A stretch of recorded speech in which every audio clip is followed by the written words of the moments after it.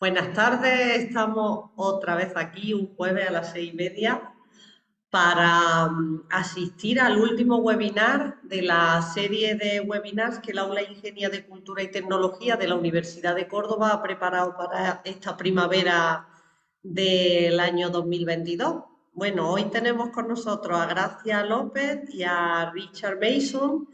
Y antes que nada, pues voy a pasar a presentarles a ellos. En primer lugar, voy a presentar a Gracia, que es doctora con mención europea por la por la Universidad de Sevilla y es profesora en el área de estudios árabes e islámicos de la misma universidad. Y allí imparte lengua árabe y pensamiento árabe e islámico clásico. Actualmente es profesora invitada en la École Pratique des Hautes Études de París, lo he dicho fatal, y coordina el convenio con la Universidad Ahmed Tabatabai de Teherán. Luego ella que nos diga cómo se pronuncian estas cosas.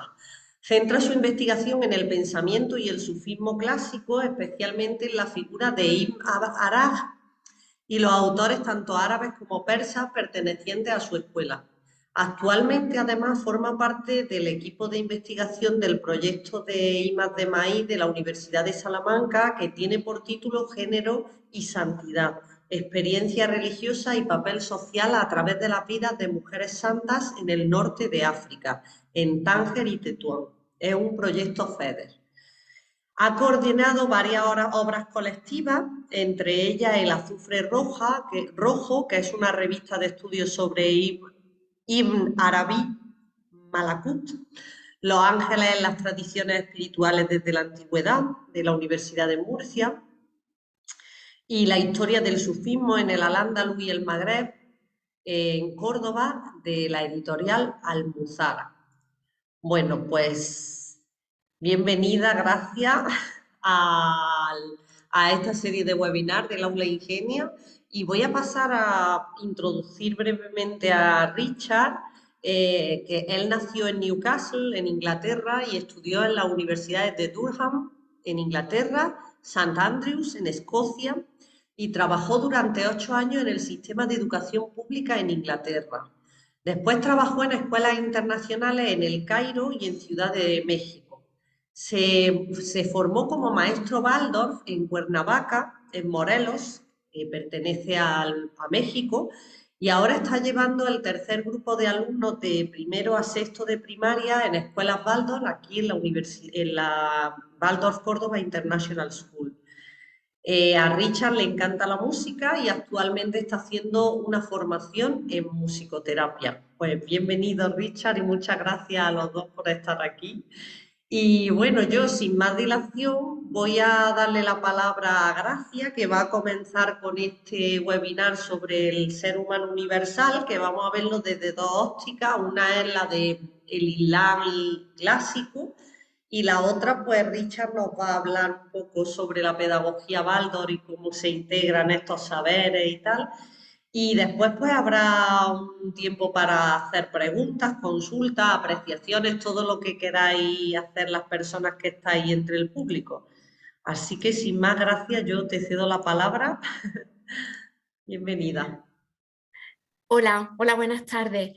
Bueno, muchísimas gracias a Isabel López García, que además de la organizadora de este webinar y una extraordinaria investigadora y profesora de la Universidad de Córdoba con una carrera brillante y también prometedora, es amiga mía desde hace ya pues, más de 20 años.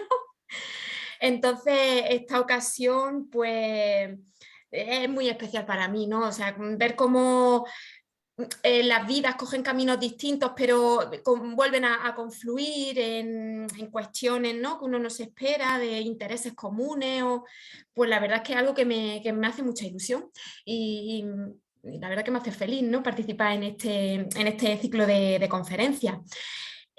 Como ha dicho Isabel, yo me he centrado sobre todo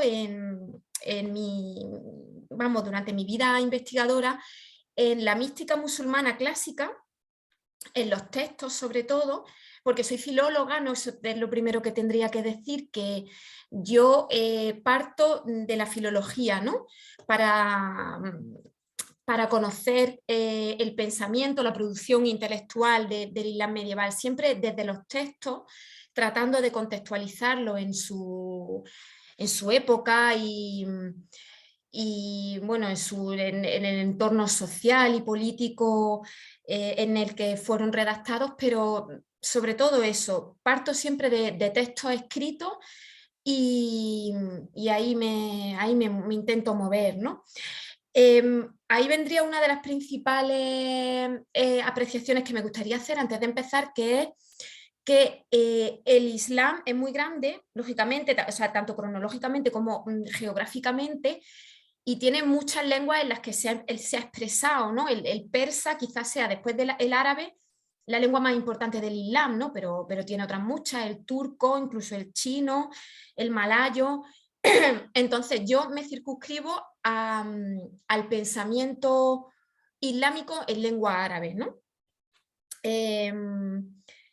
Se me oye bien porque hace poco di una conferencia también online y por lo visto no sé, se me escucha bien, ¿verdad? Sí, perfectamente. Vale, al menos mal, porque nunca se sabe con estas cosas. Em, entonces, dada, bueno, partiendo de esa primera limitación, me gustaría también advertir también de que, claro, al hablar de algo que se ha desarrollado a lo largo de tanto tiempo, pues sin más remedio, mi conferencia va a ser a veces muy general o la cita, la referencia, los autores a los que me referiré, pues son algunos muy concretos que me interesan especialmente. Gracias, Shivon, el feedback con el audio y el vídeo. Eso, me centraré en algunos momentos históricos interesantes, Bagdad, la época almohade, en Al-Ándalus, la califal también, los momentos en los que se ha desarrollado de manera extraordinaria la enseñanza, en general la ciencia en el Islam y como decía eso, aludiré a autores que seguramente tire más para la mística que para la filosofía, por ejemplo, ¿no? O para otro tipo de ciencias, porque es lo que más conozco, lo que mejor conozco, ¿no? Hay dos cuestiones aquí básicas en este tema que plantea Isabel. Una sería la del ser humano universal, que aparece en el título, o ser humano completo, que cuando ya me comentó que lo iba a titular así, me gustó porque es una de las doctrinas más importantes que hay en el sufismo. El sufismo es la tradición mística del Islam, ¿no? Entonces, por una parte tendríamos esa idea de ser humano universal desarrollada por la mística, que no depende tanto, no se apoya tanto en el aprendizaje o teórico o práctico o técnico, sino en otro tipo de evolución totalmente espiritual. Y por otra parte estaría el otro lado, la otra faceta de estas ponencias que quería proponer Isabel, que es cómo se aprende, cómo se accede al conocimiento y qué tipo de conocimiento el que se supone que tenía que tener una persona formada en la época clásica, medieval, del Islam, ¿no? Hay un punto de partida que no puedo dejar de señalar en general en la civilización islámica, pero también en toda su producción artística e intelectual, que es la idea de unidad. Que yo creo que está más marcada en el Islam que en otras religiones monoteístas, ¿no? Tampoco me voy a salir yo mucho, yo no conozco otro tipo de religiones más de Asia Oriental o de la India, otro tipo de culturas, entonces sobre todo las comparaciones que me surgen pues siempre se establecen con los otros dos monoteísmos, con el judaísmo y el cristianismo, ¿no? No tanto como religiones, sino como civilizaciones, ¿no? Como culturas.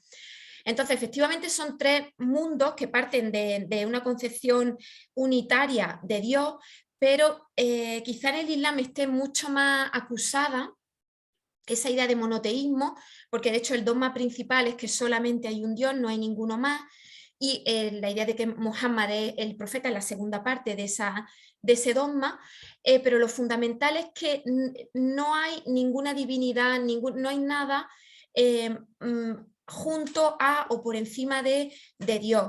Entonces, esa visión como muy sublimada del monoteísmo es fundamental para la visión que tenían del mundo en general y de la verdad, ¿no? Hay una única verdad y hay una existencia en la que todo está unificado.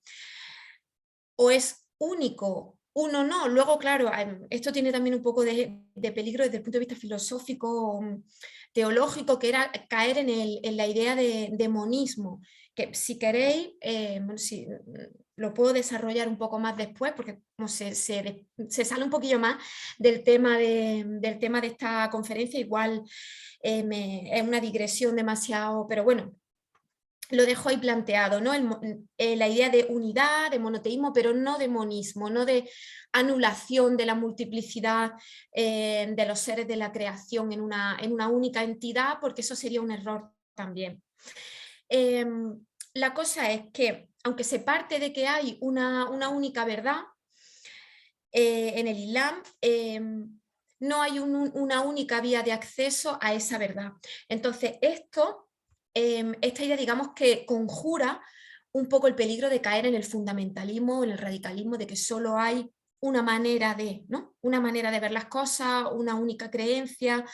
Y en este sentido citaría dos frases de Ibn Arabi, que por cierto Ibn Arabi lo ha mencionado Isabel, que es el autor sobre el que yo centro casi todo mi trabajo.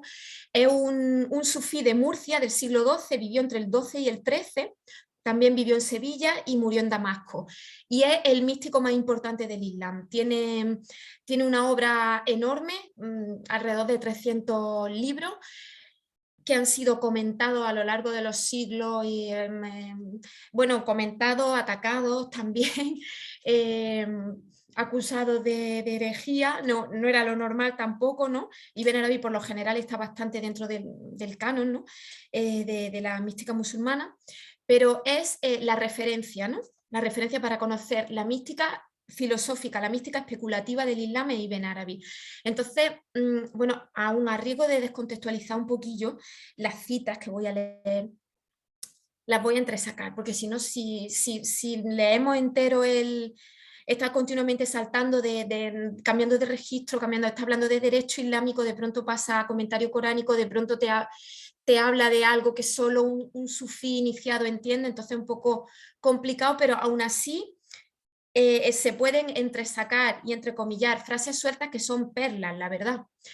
En un tratado suyo que se llama Auklat al-Mustawfis, él tiene una frase, esto era a propósito de los múltiples caminos de acceder a una única verdad, en la que dice: la verdad tiene muchas caras, busca de entre ellas la que mejor se adapte a tu época y la que conduzca a la integridad de la religión. O otra cita muy famosa de Fusus al-Hikam, que significa los engarces de la sabiduría. Fusus al-Hikam es una obra en la que cada capítulo está dedicado a un profeta. Todos son profetas del judaísmo, del cristianismo, excepto el último, que es Muhammad, y un par más que no aparecen, que son árabes y no están en la tradición judía y cristiana, y que ha sido muy comentada esa obra, muy traducida, y dice: guárdate de limitarte a una doctrina específica, rechazando todas las demás. Es decir, claro, esta frase ha sido también muy discutida porque, claro, está diciendo, no, guárdate de no ser únicamente musulmán, ¿no? Le está poniendo como al mismo nivel todas las creencias. Dice: haz de ti mismo la materia prima para todas las formas de creencia. Otra cita de la misma obra dice: quien niega las demás creencias, niega la presencia de Dios en ellas, al mismo tiempo que limita la suya propia. Importante, en toda forma de creencia está presente Dios. Da igual que sea, bueno, incluso pagana, que es lo peor que podría decir un musulmán, ¿no? Hablar bien de un politeísta o de un pagano. Dice que en todas las formas de creencia, da igual, el animismo misma, Dios está presente de alguna manera porque uno crea la imagen o crea la idea de su propia creencia y eso es válido. Esto, dicho en el siglo XII, por cualquier persona, da igual, no que sea musulmán, cristiano o judío, es muy transgresor y muy radical. Y esto, por enlazar un poco con el principio de la conferencia, venía a propósito de la idea de unidad, ¿no? De unidad y unicidad como concepción del mundo y como concepción de la enseñanza también, ¿no? El propio cosmos, el propio universo es unitario para un pensador musulmán medieval, pero está ordenado, lógicamente está ordenado y tiene unas partes bien diferenciadas. Si no estuviese ordenado no sería cosmos, sería caos, que es lo contrario, y no sería inteligible, ¿no? Si el cosmos no estuviese jerarquizado, dividido en partes, no podríamos entenderlo y directamente es que no existiría, es lo que nos dice, por ejemplo, Ibn Arabi y otros filósofos, ¿no? Para algunos pensadores musulmanes ese orden estaba fuertemente jerarquizado, ¿no? Dice, otra cita de Ibn Arabi, dice que las cosas de la creación se hicieron descender en grado uno por encima del otro, y dice, dándole a cada cosa que tenía un derecho, el derecho que le correspondía. Esa frase también es un poco críptica, se ha interpretado de muchas maneras. Eso está sacado de un hadiz. Como sabéis seguramente, en las fuentes del derecho islámico y de la teología, en primer lugar, son el Corán y en segundo, el hadiz, que son las tradiciones orales, pues supuestamente conservadas por los compañeros del profeta y que luego se pusieron por escrito, ¿no? Entonces, hay un hadiz que dice, da a cada cosa que tiene un derecho, el derecho que le corresponde. Entonces, ¿qué pasa? No se sabe muy bien qué quiere decir eso, ¿no? O sea, tiene mucho sentido, pero se puede leer de diferentes maneras porque en árabe la palabra que se usa para decir derecho es haq, y haq significa realidad, verdad y derecho. Entonces eso se puede entender como cada cosa de la creación tiene una realidad o tiene una verdad o tiene un derecho. Y tú tienes que darle, ¿no? O tienes que comportarte con respecto a esa cosa o a ese ser en conformidad con el lugar, el derecho, la realidad que tiene y que le corresponde, ¿no? Entonces eso también me parece muy interesante porque frente a una idea un poco monolítica, como podríamos pensar, de que el mundo es uno, compacto, sin fisuras, como dice el Corán, ¿no? Que la creación no tiene fisuras, no tiene fallas, no tiene errores. Hay mucha diversidad dentro de esa unidad y hay niveles bien diferenciados, ¿no? Ibn Masarra es otro de los filósofos grandes que dio al Andalus. Ibn Masarra es un par de generaciones anterior a Ibn Arabi. Él era de Córdoba y por lo visto sí daba un tipo de enseñanza, proporcionaba un tipo de enseñanza un poco elitista porque vivía apartado en las montañas con un grupo de gente alrededor muy reducido y nos ha llegado muy poquita obra suya, solo 2 tratados muy cortos que están editados y traducidos, pero que son muy crípticos y son sobre todo de contenido neoplatónico, básicamente desde el punto de vista filosófico, pero también con muchos elementos chiíes y muchos elementos sufíes, ¿no? Entonces, Ibn Masarra también hablaba de esa idea de que el cosmos está ordenado en grados jerárquicos, y que además él añadía que están concatenados, ¿no? Es que como que cada cosa, si empezamos desde abajo a observar el universo y a observar la naturaleza, hay una cadena, ¿no? Lo de abajo lo produce una cosa inmediatamente superior y esa cosa viene producida o causada por algo inmediatamente superior. Es la teoría de las causas segundas, ¿no? En filosofía, sobre todo en filosofía neoplatónica. Claro, toda esa cadena terminaría si hablamos desde el punto de vista religioso, en Dios o en el uno, que era como lo preferían llamar los autores neoplatónicos, tanto en lengua árabe como en lengua griega, ¿no? En Plotino, Empédocles, Jámblico, ¿no? Los autores, el neoplatonismo, por sí, para localizarlo, el neoplatonismo es básicamente coger a Platón y en la zona oriental, Egipto, Siria, Turquía, que fueron las continuadoras naturales del pensamiento griego, lo que hacen es que lo siguen reelaborando y lo van mezclando con teorías medio orientales, ¿no? Del Mediterráneo. Entonces da lugar al neoplatonismo, que es de el modo de pensar por excelencia de la Edad Media o del Mediterráneo medieval, ¿no? En ese caso, en el caso de Ibn Masarra, es abiertamente neoplatónico en ese sentido, porque organiza la creación como una cadena, como digo, una cadena de causas, como hacía también Avicena, filósofo nacido en el actual Uzbekistán, filósofo persa, lo que escribía tanto en persa como en árabe, para quien la idea de causalidad era también muy importante. El peligro que tenía desde el punto de vista islámico, de la teología islámica, pensar el universo como una causa que va originando o un ser que origina a otro, es que lo plantean de una manera casi como por inercia, ¿no? El uno o Dios origina la creación porque se desborda, que es emanación, ¿no? Es como se ha traducido al español, esa fuerza que hace que a partir de Dios exista todo lo demás.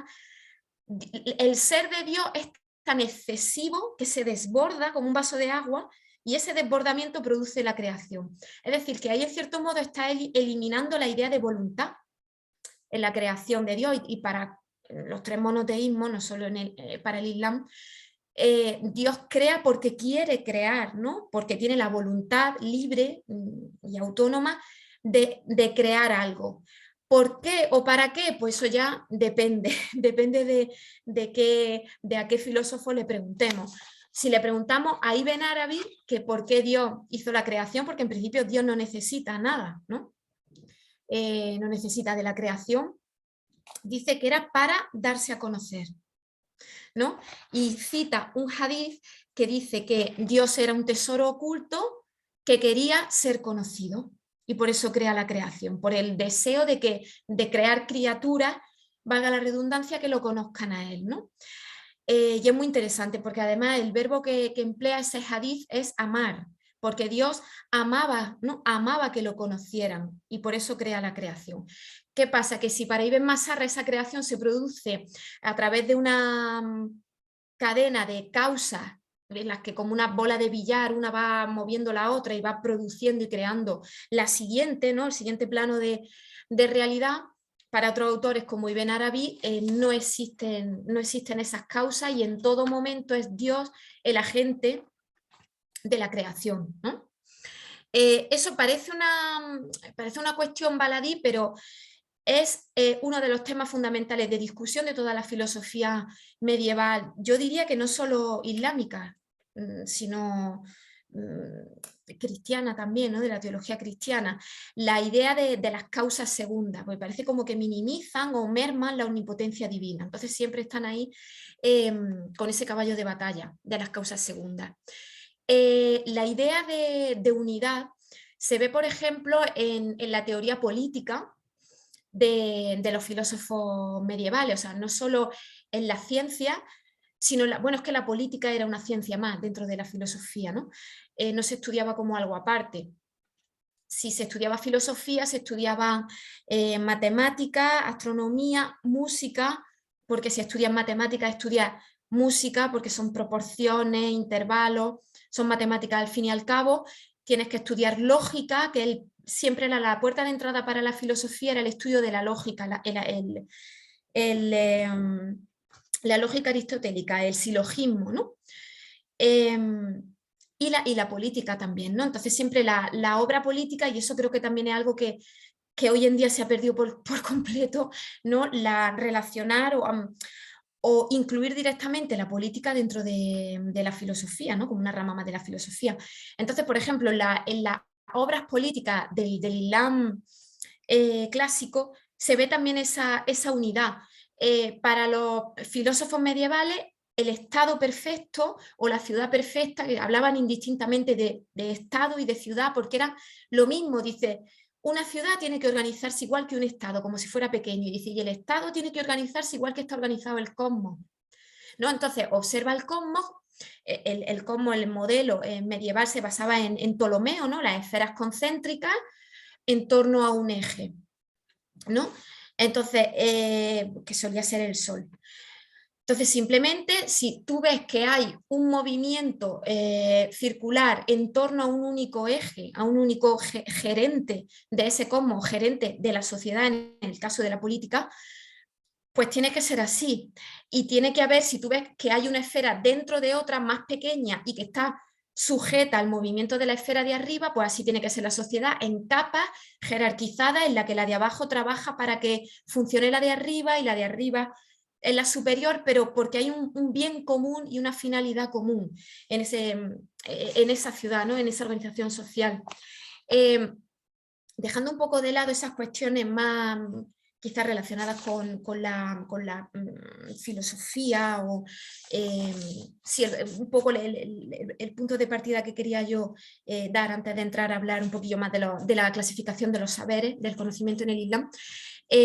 Como digo, dejando eso un poco atrás, podríamos decir que en el conjunto de disciplinas, de materias que se estudiaban en la Edad Media, había también mucha clasificación, a pesar de ser una enseñanza muy holística que tocaba todas las ramas del saber, ¿no? La lengua, la poesía, la filosofía, las matemáticas, la música, etcétera. También había mucha clasificación. Había un primer, que también nos dice mucho de cómo era su manera de ver el mundo, ¿no? Había una primera división entre naql y aql, ¿no? Aql eran las ciencias que se adquirían por reflexión, ¿no? Por nuestra propia capacidad reflexiva, y las naql eran las que se estudiaban por tradición, a través de una cadena, lo que habían ido repitiendo y transmitiendo maestros y discípulos. Como podéis imaginar, todo lo relacionado con la religión entraba dentro de las ciencias tradicionales y, bueno, curiosamente, porque uno pensaría que a lo mejor la medicina, porque la medicina es muy ensayo-error y es práctica y es ver cómo funciona un cuerpo humano y tal, pertenecería al campo de las que son adquiridas por reflexión racional y no. La ciencia, dentro de las ciencias tradicionales estaba considerada la medicina. Y además la medicina griega, que es otra cosa que podríamos pensar a priori, que dentro de las ciencias tradicionales solo se estudian las puramente islámicas. No, ahí había cabida para ciencias extranjeras como la medicina, que era principalmente griega, y hace alusión sobre todo, bueno, la base de la medicina que absorbe el Islam es la de Galeno, la medicina galénica, que, como sabéis, a grandes rasgos está basada en el equilibrio de los 4 humores del cuerpo humano y que guarda correspondencia con los 4 elementos de la naturaleza, etcétera, ¿no? Muy importante la idea de la correspondencia en el Islam medieval entre todos los ámbitos de la naturaleza humano, que veremos un poco, si me da tiempo, cuando hable un poquito del concepto del ser humano universal. Dentro de las ciencias transmitidas estaría el adab, que es la literatura, la lingüística. La palabra adab es muy interesante porque tiene también que ver con el comportamiento, la cortesía, los buenos modales, la educación. Entonces, eso era una parte súper importante de la enseñanza, ¿no? Del currículum de cualquier persona que tuviera acceso ya a una enseñanza superior, ¿no? Otra dicotomía muy interesante en la enseñanza era y en la ciencia, era la de raíz y rama. Casi todas las ciencias, medicina, derecho, matemática, tenían un asl, y usul, que es la raíz, raíz o raíces, y el furor, la rama, con lo cual toda disciplina era derivación de otra, ¿no? Todo estaba como conectado a una raíz. Entonces también es interesante, ¿no? Cómo todo es una particularización de un elemento mayor, ¿no? O anterior. La interrelación entre disciplinas, que en principio nos parecerían dispares, sobre todo porque hoy en día el conocimiento está muy atomizado, es muy lógico si uno lo piensa o si uno, claro, ve que, por ejemplo, cuando acude uno a ver cómo fue el nacimiento de la civilización islámica, que sobre todo en Oriente, en Bagdad, es donde se genera, donde se comienza a construir lo que es la civilización islámica y la intelectualidad islámica. Y es que claro, una de las primeras cosas que se hicieron fue fijar el texto coránico, ¿no? Para darle legitimidad al califa, para extraer lo poco que hay de derecho islámico en el Corán, que la gente piensa que la Sharia viene del Corán, y en el Corán hay un 3% nada más de contenido jurídico, no hay casi nada. Entonces, claro, lo primero que hay que hacer, fijar el texto coránico. Para fijar el texto coránico se crea la gramática, se crean los diccionarios, para fijar bien lo que significan las palabras, hay un montón de palabras ahí de origen griego, de origen siríaco. Entonces se empieza a crear la lingüística árabe y la gramática. Muy bien, una vez que lo tienes fijado, dices, bueno, vamos a empezar a extraer el derecho de ahí. Una parte importante del derecho islámico son las herencias.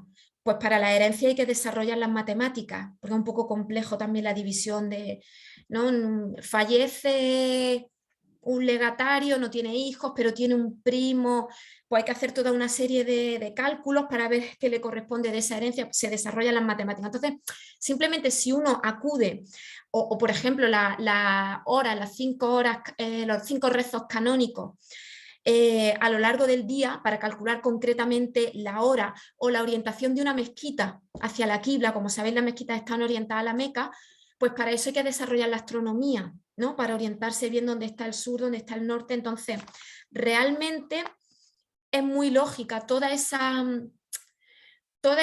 interrelación de unas disciplinas con otras, viene dada pues, por la propia índole de la cultura islámica, ¿no?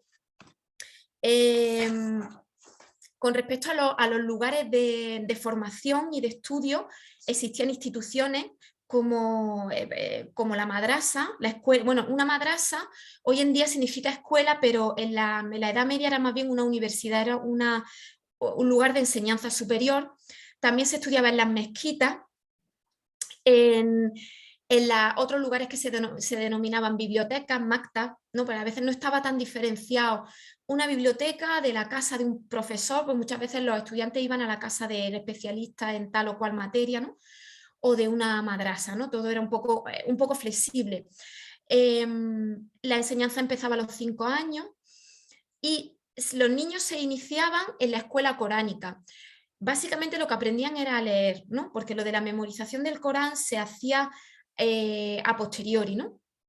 Y conforme iban avanzando en su formación, digamos, secundaria y superior, pues hacían un recorrido por todas las ciencias, y por el derecho islámico tenía mucha importancia, el derecho y el Corán, por supuesto, pero otras ciencias como la filosofía, la aritmética, la música, como he dicho antes, ¿no?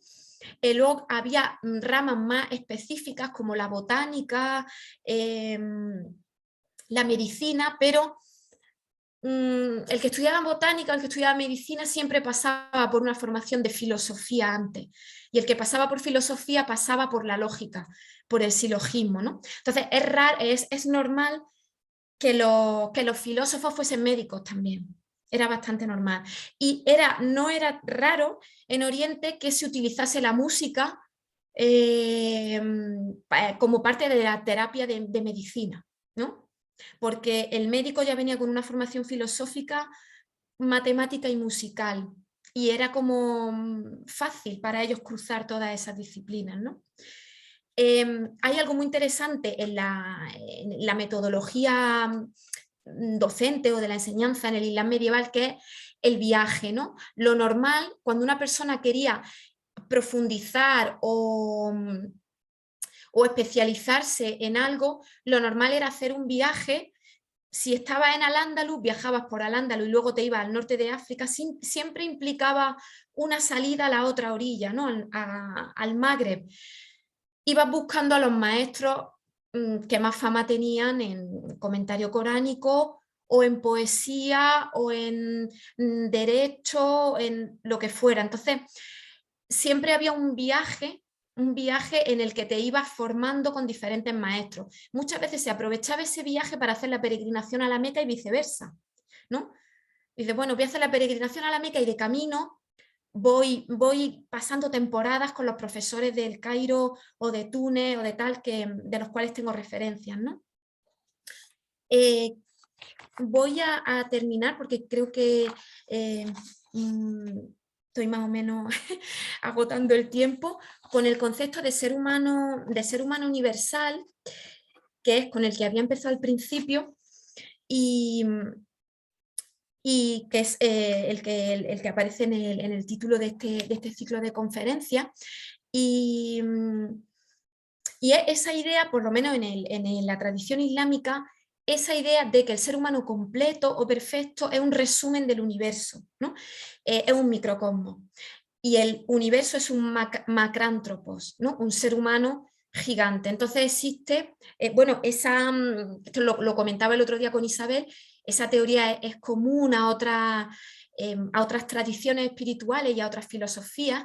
Y claro, en la base, por ejemplo, de ciencias, vamos a poner ciencias entre comillas, porque hoy en día nuestra cultura no consideraría una ciencia la astrología o la alquimia, pero en la Edad Media sí, vamos a llamar la ciencia esotérica. La base fundamental es, bueno, la magia también. Hay muchas obras de magia árabe medievales, muchísimas, muy extendidas, muy famosas. La base de la astrología, de la magia, de la alquimia, es que hay una correspondencia entre el cielo o la naturaleza y nuestro cuerpo y nuestro espíritu, ¿no? Y encontramos, bueno, en Al-Ándalus, ¿no? Por no irnos muy lejos, autores místicos filosóficos que ya hablaban de este aspecto, ¿no? Por ejemplo, Ibn Barrayán, que es un maestro sufí poco estudiado de Sevilla, de una generación anterior a Ibn Arabi, decía, lo elevado corresponde a lo de abajo, ¿no? En este doble plano de correspondencia humano y cósmico, algunos autores añadían un tercer plano, digamos que sería el del texto coránico. Entonces, digamos que se hacía una especie de lectura a tres bandas de la naturaleza, el Corán y uno mismo, ¿no? Entonces, esto es muy interesante. Esto es la primera persona, Ibn Barrayán, la primera persona en Al-Ándalus. Bueno, no, es Ibn Masarra, pero el primero que lo desarrolla poniendo el énfasis en el comentario coránico es Ibn Barrayán, ¿no? Entonces, él dice que existe una analogía entre esos tres ámbitos, todos son signos, ¿no? Hay que leer la naturaleza, los elementos de la naturaleza, una flor, una piedra, el agua, como un signo que apunta a algo que es más elevado y que se corresponde con algo que se dice en el Corán, pero que tiene un sentido simbólico y apunta también a una verdad que está por encima y que no se ve a simple vista. Y esas cosas no se pueden interpretar si tú no has hecho, digamos que progresivamente no estás haciendo un camino de perfección espiritual, ¿no? Entonces, digamos que esos tres ámbitos están muy relacionados el uno con el otro y es un tipo de interpretación, al fin y al cabo, es una hermenéutica, ¿no? De la realidad que se hace siempre, nos dicen estos autores, siempre es contemplativa, o sea, siempre tiene el factor meditación y espiritualidad ahí, y siempre ascendente, siempre se interpreta de abajo a arriba, ¿no? No al revés, o no cruzando una cosa para arriba, otra cosa para abajo, ¿no?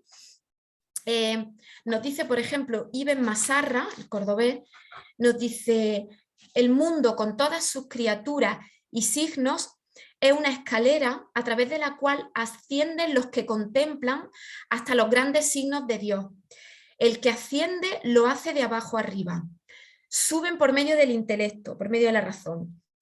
Así encontrarás a tu Señor y Creador, pero lo encontrarás dentro de ti. ese ascenso se produce en realidad dentro de uno, ¿no? La doctrina del ser humano perfecto, universal, claro, dentro de la mística medieval, tiene su cristalización o su personificación histórica en el profeta Muhammad, y claro, tiene un sentido muy, muy islámico, ¿no? Lógicamente, ¿no? Entonces, la relación que el Islam plantea entre el creyente y Dios es la de siervo y amo. En el cristianismo es padre e hijo. En el judaísmo hay una relación casi de alianza, de pacto, hay una alianza, es tú me reconoces a mí como Dios y yo te doy una tierra. En el cristianismo es padre e hijo, en el islam es yo soy tu amo y tú eres mi siervo. Entonces, esa idea de servidumbre es también muy importante, y de humildad es muy importante en la teoría del ser humano universal en el Islam, ¿no? O sea, hay un modo de perfeccionamiento que pasa por asumir tu situación de inferioridad, pero es que eso es precisamente lo que te hace ser la más importante de las creaciones divinas, ¿no? Y eso es muy interesante, ¿no? Los textos que tienen los sufíes al respecto, ¿no? Cómo el ser humano es lo último que se crea, cronológicamente lo último, pero es lo primero porque Dios lo tiene en su mente, como dicen ellos, la voluntad de la creación del ser humano es la primera, en la mente de Dios, en la intención de Dios, pero la última, en materializarse, es la más baja materialmente hablando, porque está hecho de arcilla, de barro, pero es superior al fuego, superior al aire. Esto se puede desarrollar, no quiero ir por ahí tampoco, pero esa especie de paradoja de la humildad y de lo básico que es el ser humano y de su condición de servidumbre como la más elevada de las estaciones espirituales, precisamente la del servicio y servidumbre a Dios. Para terminar, simplemente añadiría que yo he hecho aquí una diferenciación, o al principio he planteado la idea de que la doctrina del ser humano universal es más de la mística que de la filosofía, ¿no? Parece que son dos campos muy separados, pero hay autores también en Al-Ándalus, como Ibn Tufail, que por cierto está traducido al español, es muy fácil encontrar esa obra y yo la recomiendo, que es la del filósofo autodidacta, en la que se cruzan perfectamente la filosofía y la mística, la filosofía y la búsqueda espiritual, en un relato alegórico muy corto de un niño que nace en una isla y que aprende por sí mismo, está solo, bueno, es como Moisés, bueno, una cosa así, ¿no? Como Robinson Crusoe, ¿no? Es un mito recurrente de la literatura universal, y como él, por sus propios medios y simplemente a través de la observación de lo que le rodea, adquiere el conocimiento de todo, ¿no? Claro, el primero de lo más inmediato, que es el animal que lo amamanta, que es una cierva. Esa cierva muere, entonces él va llegando a sus propias conclusiones, abriendo el cuerpo de la cierva, notando que se ha enfriado y antes estaba caliente. Entonces él va observando desde lo más inmediato, ¿no? Los animales de la isla, el cielo, cómo el cielo cambia por la noche, cómo se mueve, cómo se van moviendo las estrellas, hasta llegar a la idea de Dios sin necesidad de que nadie se lo enseñe, ¿no? Todo de manera autodidacta, y está muy bien escrito porque va paso por paso y él a través de la observación y la deducción va llegando a todas esas conclusiones. Y bueno, al final se va a encontrar con una persona, y ya no os cuento más por no haceros spoilers, pero esa obra es muy interesante. Creo que para todos los que estáis interesados en la cultura islámica tradicional, en Al-Ándalus, en la enseñanza y el aprendizaje autónomo, en la dicotomía racionalismo, espiritualidad o filosofía mística, o la dicotomía individualidad o sociedad. ¿Necesitamos más personas, otras personas para aprender, o podemos nosotros solos alcanzar la felicidad, que es de lo que habla esta obra, al fin y al cabo, ¿no? En la filosofía islámica clásica siempre se habla de alcanzar el conocimiento como felicidad. La felicidad está en alcanzar la verdad y el saber. Entonces creo que todos esos aspectos están en esa obra, que repito es de Ibn Tufail, del siglo XII, de Guadix. Muy bien planteada, y en cualquier caso podemos comentar ahora después, si os interesara, algo más de esa obra. Gracias, muchas gracias. Isa, te doy la palabra. Gracias, bueno, muy interesante. Gracias, si puedes escribirnos en el chat el nombre del libro y del autor, porque yo creo que así, y si quieres regalármela para mi cumple, yo encantada de la vida. Y bueno, yo antes de darle paso a Richard, sí que me gustaría, bueno, agradecer, porque al principio sobre todo a mí me ha costado un poco comprender los conceptos. Pero bueno, yo me quiero quedar con algunas cosas que sí he entendido bien, como por ejemplo esa clasificación de los saberes y eso, ese tener como digamos la mezcla de las enseñanzas para que haya un proceso global de avance del ser humano, ¿no? Para llegar a una meta, bien sea ser filósofo, bien sea ser médico o lo que sea. Y bueno, pues quiero enlazarlo con la idea que todos conocemos ahora de que cuando viene una persona a este mundo, viene como un todo, ¿no? Es un todo compacto y entonces llega un momento en el que desde la propia escuela, en general estamos hablando de la escuela pública, universal, normal que tenemos en España y en casi todos, en muchos países, empiezan a meterle asignaturas, de pronto tenemos 2 profesores, porque ahora también hay de inglés, y luego pues ya son 3, porque además empieza a haber, y cada vez empieza a haber más división, más compartimentación y más salir fuera de uno mismo y todos esos saberes están compartimentados y no se entrelazan unos con otros. De hecho, llegamos al extremo de que, por poner un ejemplo, en la propia medicina, pues el pediatra no tiene nada que ver con el cardiólogo, que no tiene nada que ver con el dermatólogo, etcétera, etcétera. Entonces, desvinculamos tanto los saberes que llegamos a extremos donde, por ejemplo, un dermatólogo puede no llegar a entender que un problema de piel en realidad es un problema de pulmón que se está expresando en la piel, cuando por ejemplo la medicina tradicional china sí sabe identificar eso, ¿no? Aunque en China también se clasifican los saberes y se ha separado totalmente. Entonces, bueno, yo quiero ahora, me gustaría que Richard nos contara un poco cómo la pedagogía Waldorf está en lo que yo entiendo que soy totalmente analfabeta de este tema, revirtiendo, ¿no? esa tendencia que hemos vivido todos a día de hoy. Por ejemplo, yo estudié ingeniería y yo a mí le decía mucho a mis compañeros que la música era matemática y me decían, estás tonta, estás tontita. Y yo decía que no, que hay intervalos, que hay números, que hay cuentas. Entonces, bueno, es un poco inconcebible que a una persona que ha hecho ingeniería le guste el arte, le guste la música, le guste la filosofía. Cuando somos pequeños yo sabía que todo eso tenía un sentido único y que todo eso iba en una formación única. Así que sin más, le cedo la palabra a Richard y os comento ya que si tenéis preguntas podéis irlas dejando en el chat y las iremos haciendo al final de la intervención de Richard. Gracias. Gracias Isabel y gracias Gracia. Muchas ideas muy interesantes ahí. ¿Me escuchan bien? Voy a compartir pantalla y a ver, bueno, tengo una presentación, entonces a ver em, si puedo. Em,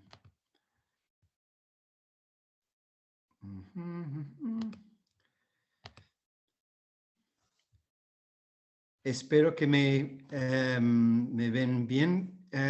¿Alguien me puede hablar para confirmar? Sí, no te vemos a ti, Richard, es como si se hubiera apagado la cámara. Pero sí, si ves la La presentación. presentación sí.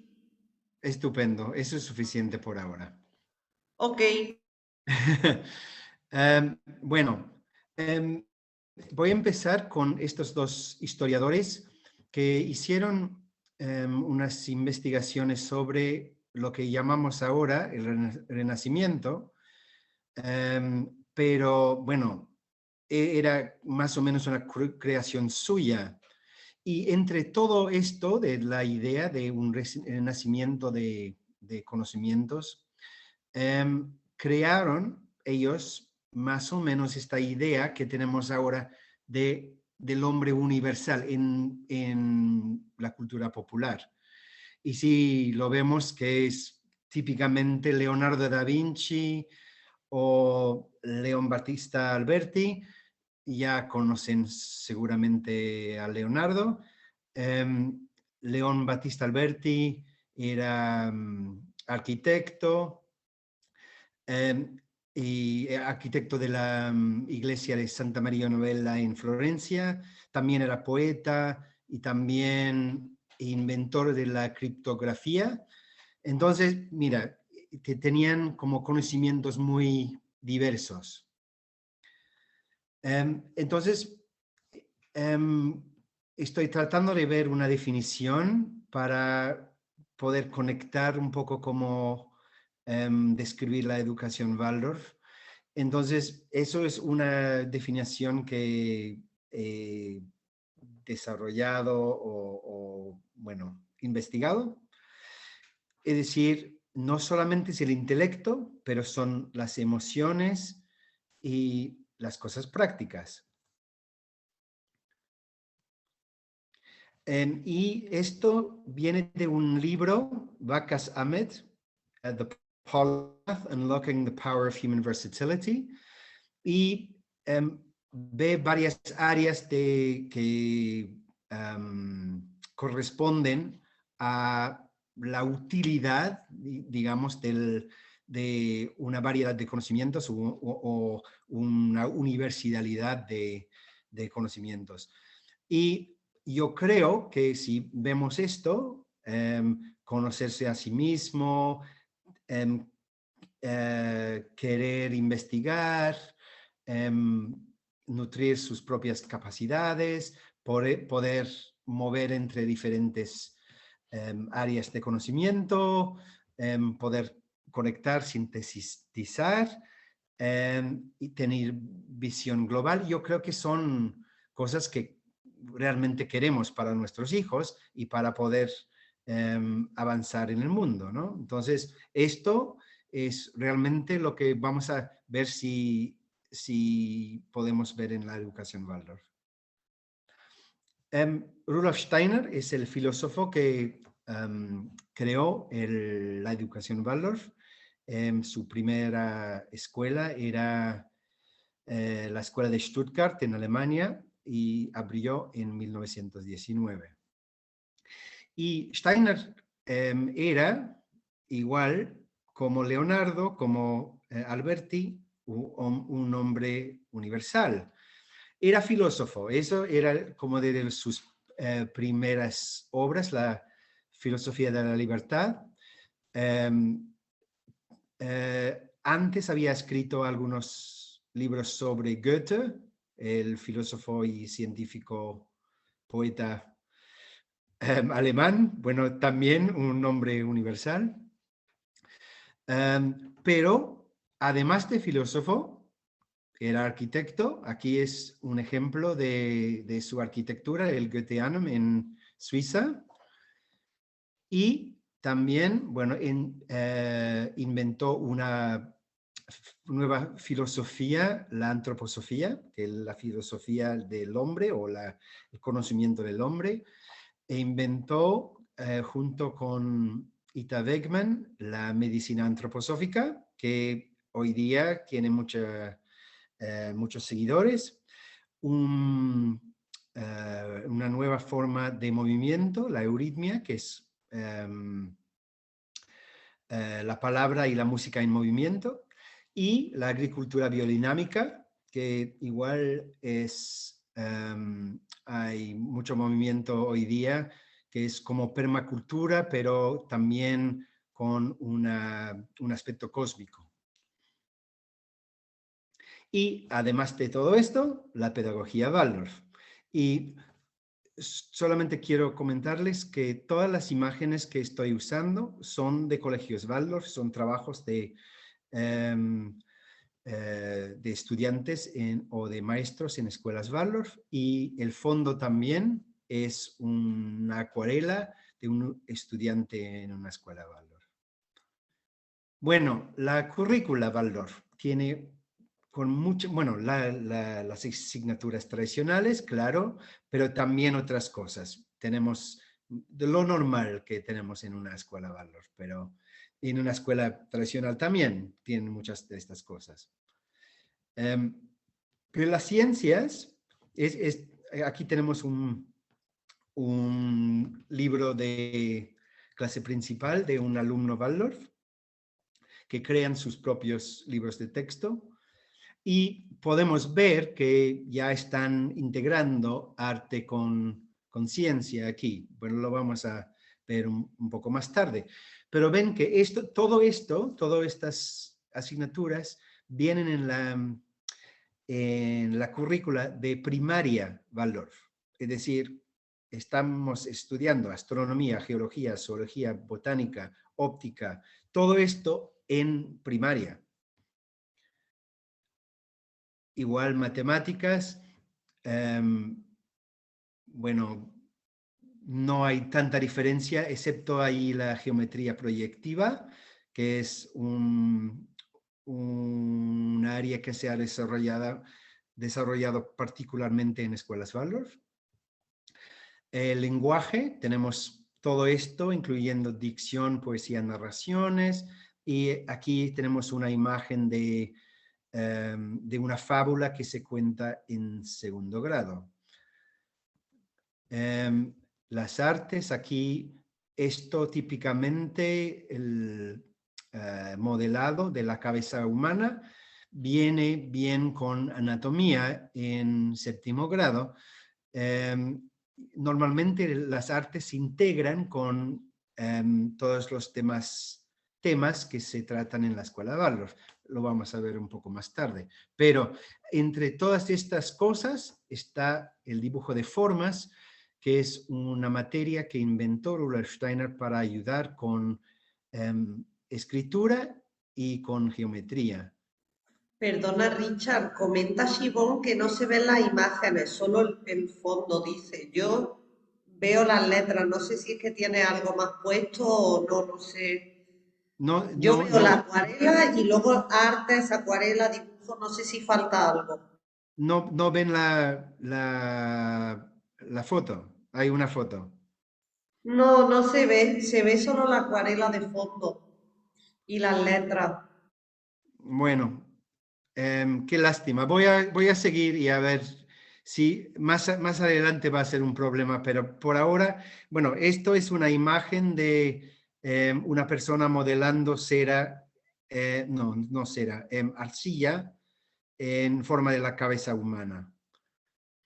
Vale, Em, sin problema.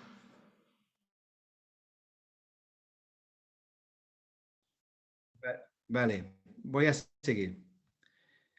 Tenemos aquí artesanías también. En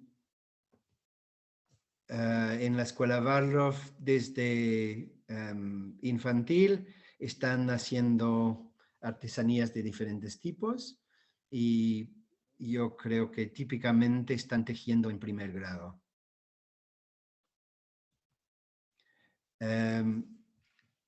No sé si están viendo fotos ahora, pero la foto que está en la presentación es una foto de una clase de euritmia en una escuela Waldorf, pero igual hay muchísimas cosas aquí. El juego es tal vez lo más importante de todo esto, que el juego puede entrar en cualquier materia. Ok, ¿están viendo una imagen ahí? No, no vemos imágenes, Richard. Nada. Bueno, mira, entonces voy a tener que comentar todo esto, si no pueden ver. Voy a dejar de Así sí la compartir por vemos, la ahora. imagen. O sea, ¿Sí? cuando no la pones en modo presentación, sí la Sí, sí vemos. lo ven. Sí. Así. Sí lo ven. A ver, sí, así sí ¿Ahora lo sí vemos. ven? Sí, lo vemos, más pequeño que en la presentación Ok, global, pero lo vemos. mejor, ok, por lo menos, vale. Entonces rápidamente, esto era el tejido y la clase de euritmia. Em, en el ser humano, en la educación Waldorf, tratamos de eh, tratar las diferentes actividades humanas. No nos concentramos en el intelecto, tenemos que ver tanto el pensar como el sentir como el hacer. En inglés se ve muy fácil head, heart, hand, que bueno, todos empiezan con H, pero bueno, cabeza, corazón y manos. Y corresponde a el intelecto, el sentimiento y la voluntad y a diferentes partes de nuestro organismo, nuestro sistema neurosensorial, que principalmente se coloca en la cabeza, el sistema rítmico, que es principalmente el corazón y los pulmones, sistema rítmico, y claramente nos damos cuenta que cuando sentimos algo, se siente en el latido del corazón o en nuestra respiración. Y finalmente, en el abdomen y las extremidades, tenemos el sistema metabólico motor, que es el movimiento, el actuar y, bueno, lo que llamamos voluntad. Tenemos en la educación Waldorf que integrar todos estos aspectos del ser humano.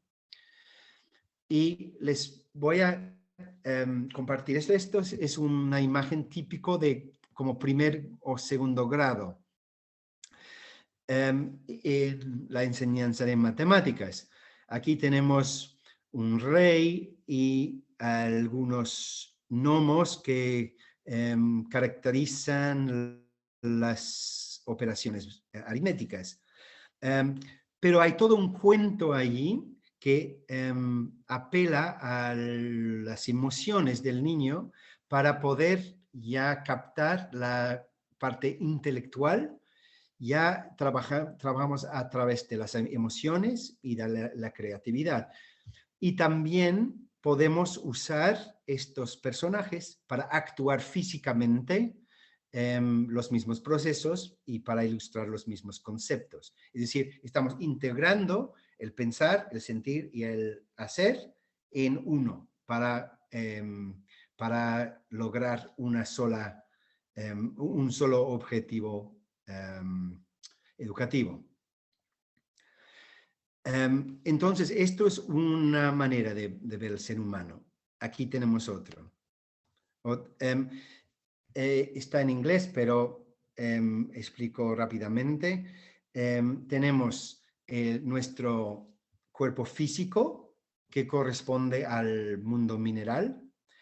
Tenemos nuestro cuerpo vital, nuestra vitalidad, que corresponde a lo que tienen las plantas. Nuestro cuerpo emocional, que corresponde al reino animal, y lo que tenemos nosotros como seres humanos, que es nuestra individualidad o autoconciencia. Entonces tenemos también que considerar todos esos aspectos del niño en crecimiento. Aquí tenemos un ejemplo, por ejemplo, cuerpo físico, claro, sobre todo en infantil, los niños aprenden a través de su cuerpo físico y están tocando cosas, y, trepando, empujando muchas veces. Bueno, ya es una imagen de cómo los niños aprenden a través de su cuerpo físico. El cuerpo vital tal vez no es tan fácil, pero lo trabajamos nosotros a través de ritmos muchas veces. Yo creo que había otra conferencia sobre el cuerpo vital en esta serie, pero si trabajamos ritmos, esto ayuda a formar la vitalidad del niño. Aquí tenemos el cuerpo emocional, las artes, y en este caso la música, ayuda a desarrollar el cuerpo emocional del niño y eventualmente, normalmente con los niños un poco más maduros, la individualidad. Aquí tenemos un ejemplo de un trabajo de geografía, pero el niño yo creo que ya un joven, ha podido poner su propia individualidad a su trabajo, es decir, ya usar el mapa de África para contener su texto y usar como su propio diseño de página. Otra manera que tenemos que ver los niños, que tratar de ver universalmente el niño, es a través de los sentidos. Steiner reconoció 12 sentidos en lugar de los 5 que normalmente vemos, y principalmente en los primeros 7 años los niños desarrollan el equilibrio, el movimiento, el sentido vital y el tacto. No es que no pueden ver o oler, pero son los principales, los más básicos que tienen que trabajar en el primer septenio, en los primeros 7 años. Y luego los otros sentidos, hasta los sentidos más maduros, más superiores, como el yo ajeno, es decir, cómo yo puedo ver al otro y tener una empatía con el otro. Entonces, en la educación tenemos que observar al niño y ver cómo están sus sentidos, y sobre todo en estas diferentes etapas, y desarrollar nuestras clases para ayudar al niño si necesitan ayuda. También yo creo que Gracia habló un poco de los humores y dan sus nombres a los temperamentos básicos que usamos para ayudar a entender a los niños en la escuela Waldorf. No puedo entrar en mucho detalle ahora, pero si están interesados, claro que puedo decir más. Pero básicamente tenemos al niño sanguíneo que siempre salta de un tema a otro, o es muy sociable, siempre está hablando. El colérico, que actúa mucho pero también se enfada. El flemático, que le gusta descansar, avanza, pero avanza a su ritmo. Le gusta comer muchas veces. El melancólico, que sufre mucho, pero también tiene mucha empatía.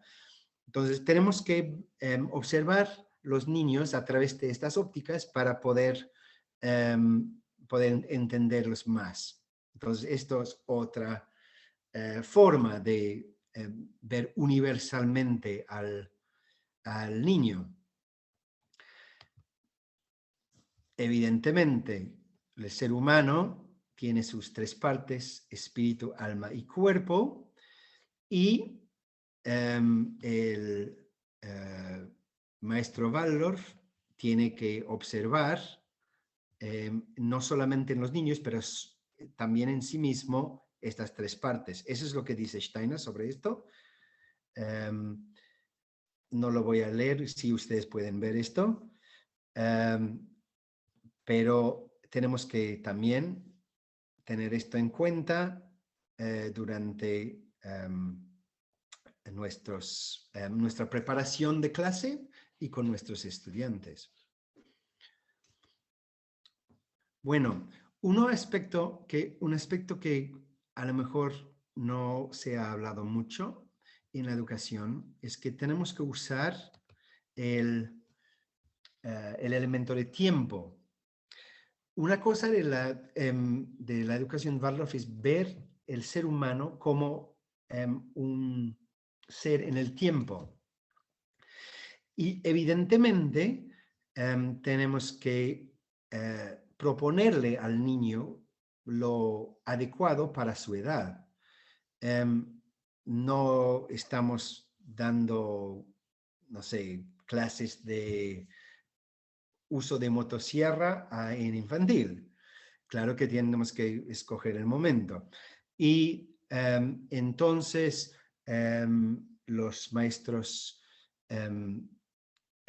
usan el desarrollo del niño, bueno, y sus aspectos en diferentes edades, diferentes etapas de su desarrollo para preparar clases apropiadas para sus hijos, sus niños. Por ejemplo, en infantil, entre 0 y 7 años, hay una educación a través del hacer, a través de lo físico, pero las fuerzas vitales no están liberadas para poder fácilmente captar conceptos más intelectuales. Entonces, en la educación Waldorf normalmente esperamos hasta primer grado para introducir conceptos de lectoescritura. Y podemos ver un poco más aquí, en inglés, pero yo creo que comprensible. Entre 0 y 7, entonces, tienen este deseo de actuar entonces tenemos que enseñarles que el mundo es bueno.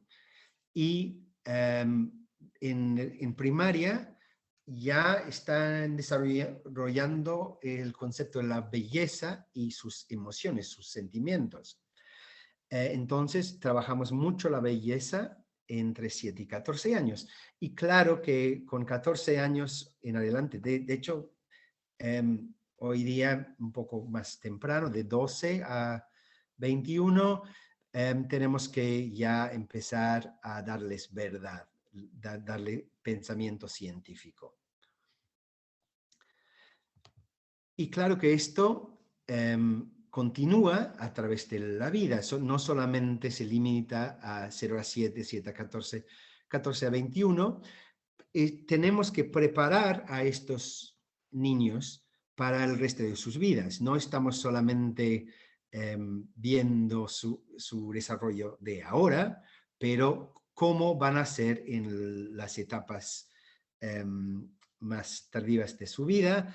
Y esto entonces es un poco nuestra intención, sembrar semillas para más tarde el niño puede beneficiar de lo que ha aprendido en el colegio. Y el último aspecto de tiempo, y perdón que esta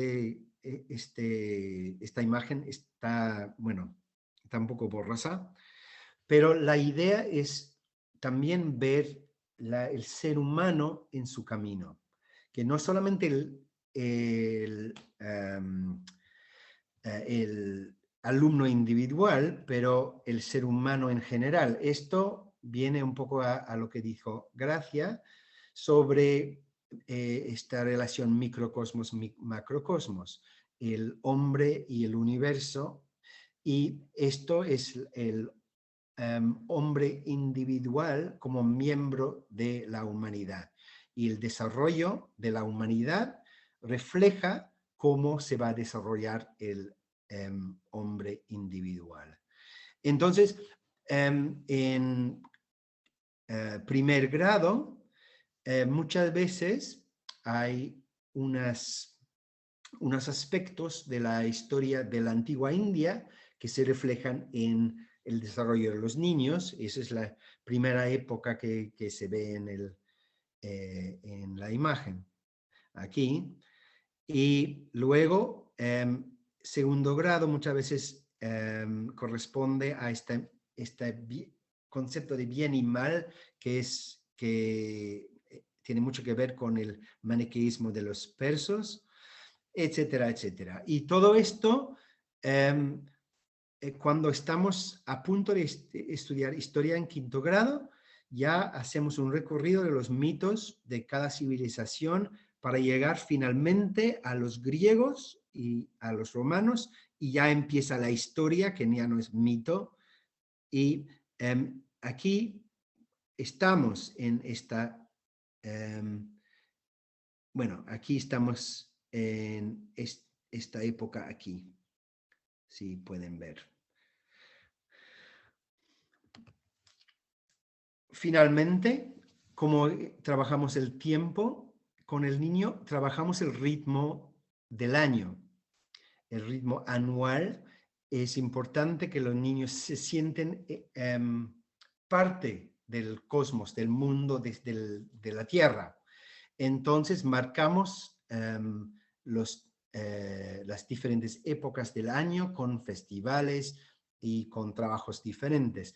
Y seguramente si han ido a una escuela Waldorf, han visto unas decoraciones o han escuchado unas canciones que tienen que ver con la Navidad o con la siembra, con San Juan, etc. Y Micael, obviamente, del equinoccio de otoño, que es del Festival de San Micael. Y entonces aquí estamos en la naturaleza. El niño tiene que tener una experiencia directa de la naturaleza y del cosmos. Y si estamos viendo esta relación microcosmos-macrocosmos, si estamos viendo lo que dijo Gracia, la verdad con muchas caras, tenemos que tener muchas experiencias diferentes. Y la única manera es de salir del aula y estar en contacto con la naturaleza. Entonces, muchas clases en escuelas Waldorf se dan afuera, y también la ciencia es algo de observación, no son, el niño tiene que tener una experiencia verdadera de la naturaleza, de las plantas, de los animales, de los fenómenos físicos, y no solamente algo teórico. Bueno, voy a terminar con el verso que se dice en grados 5 a 8, creo, en la escuela Waldorf. Sí, yo creo que es quinto grado a octavo grado. Y esto da una idea de cómo el niño está tratando de ser parte del cosmos, del universo, y ser una totalidad, como el universo dentro de él.